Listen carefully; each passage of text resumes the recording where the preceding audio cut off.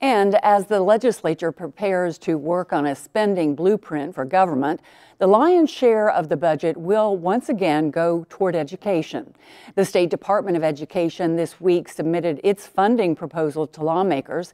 It's a plan that features nearly $500 million in additional money to meet the agency's goals, including a long-awaited increase in teacher pay. Armed with the results of a new survey which showed the impact of reduced funding and low pay on Oklahoma's teacher shortage, State Superintendent Joy Hoffmeister went before legislative panels on Tuesday to present her case for additional dollars for education. To meet the proposals contained in the department's 8-year Oklahoma EDGE plan, the agency is asking for a budget of more than $2.9 billion, an increase of nearly $474 million over the current fiscal year. Of that increase, nearly $288 million would go to provide an immediate $5,000 a year pay raise for teachers. Hoffmeister told lawmakers the state's average compensation of $45,000 puts the state last in the region and 48th in the nation for teacher pay. I think this is about respect. Respect for teachers, respect for the work that they do in our classrooms, and it's about investing in the people who are going to really make the difference for children. A day earlier, Hoffmeister released the results of a survey by Cole, Hargrave, Snodgrass, and Associates, which showed low pay tops all other factors as the reason why Oklahoma teachers are leaving the classroom. 20% of the more than 5,000 former teachers who responded to the survey said they quit the profession because of low pay, while 31% said they would consider returning to teaching if pay were improved. Pay alone will not solve the teacher shortage, or, frankly, any other challenges facing public education. There is no single strategy to win, but we're not anywhere in the ballgame in any way if we are not offering our teachers competitive teacher pay. Hoffmeister said Oklahoma loses almost half of its teachers within the first 5 years of teaching, and state colleges of education have been reporting declining enrollment for several years. If we cannot get our newest teachers to stay in Oklahoma and teach, or start even to teach in our classrooms, our pipeline will continue to deteriorate. Oklahoma State School Boards Association Executive Director Sean Heim says teachers have been hearing promises of a pay increase for years, and many are losing hope that will ever happen. We have a whole nother group of teachers that are now looking toward next year. Am I going to stay in Oklahoma?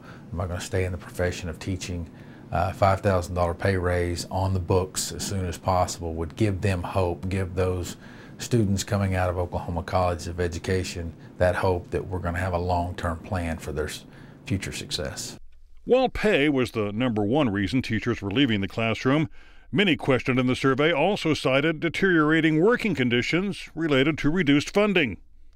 Fewer teachers mean larger class sizes, which in turn means overworked educators. The cycle continues. Teachers are worn thin. Oklahoma Education Association President Alicia Priest says those larger class sizes are also shortchanging students in the classroom. When we have 40 and 50 students in AP Chemistry and English classes, that's a funding issue. When we have a narrowing of curriculum so that students can't take arts classes, world languages, and other classes, so that we're not preparing them for 21st century jobs, that's a problem. Questioned by lawmakers about claims that state spending per pupil has in fact grown since 2008, Hoffmeister insisted that was simply not true.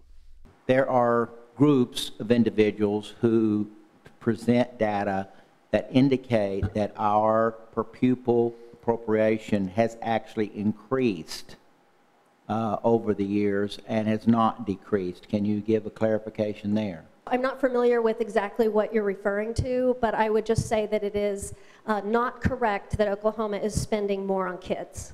We are operating on the same basic dollars as 2008 with 50,000 more kids. Senate Education Committee Vice Chair Ron Sharp believes most lawmakers do understand the need for additional education funding, but admits finding that revenue could be a heavy lift. Yes, our tax receipts are up for the state of Oklahoma.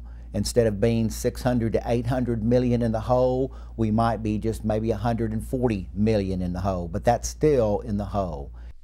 And Sharp says providing funding for a pay increase still won't solve all of Oklahoma's education issues. Even if we give teachers a $5,000 raise, that does not address the problems in that public education. They need more money for textbooks. They need more money for transportation. They need more money for computers. Lawmakers are still negotiating over proposals to fill Oklahoma's budget hole and provide additional funding to education. And Governor Mary Fallin has said she would veto any proposal that does not include a teacher pay raise.